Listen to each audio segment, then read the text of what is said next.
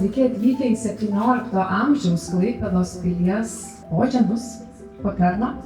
Tai yra unikali istorinė erdvė, kurios mūras yra seniausias Klaipėdoje.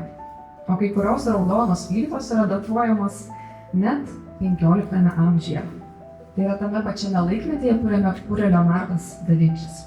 When you hear the name Leonardo da Vinci, you immediately think either of the Last Supper or of the Mona Lisa.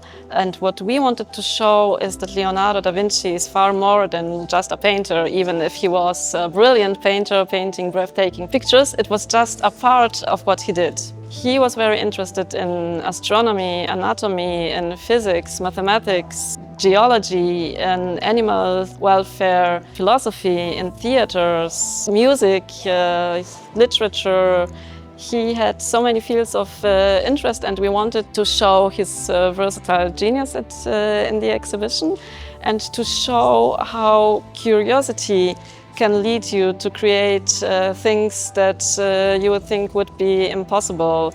The exhibits on display in this exhibition were all created in Italy by skilled craftsmen coming from the region of Vinci, which is the birth region of Da Vinci, and they made it according to Leonardo da Vinci's sketches and writings, and they made it with materials that were available in the Renaissance period. So the exhibits are made of wood, of canvas, of rope, only those materials that were available during Leonardo da Vinci's lifetime.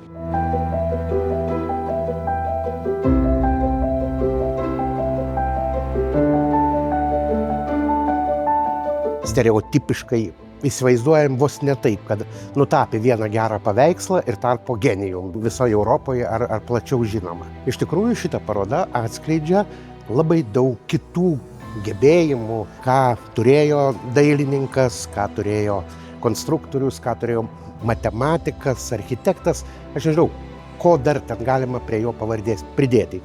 Faktas yra vienas. Aš manau, klaipėdiečiam ir ne tik klaipėdiečiam, bet bendrai lietuviam šita pavardė žinoma, ji mįslinga ir ji turėtų būti įdomi. Frydricho Poternoje yra viena siena, kur yra gotikinis rišimo būdas.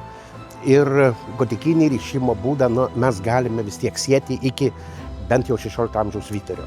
Žinom, kad piliavietėje bokštas buvo sumūrytas 1546 metais, jau naudojant renesansinį rišimo būdą. Čia yra tokie technologiniai dalykai, bet jie meno istorikam, architektūros istorikam yra gerai žinomi.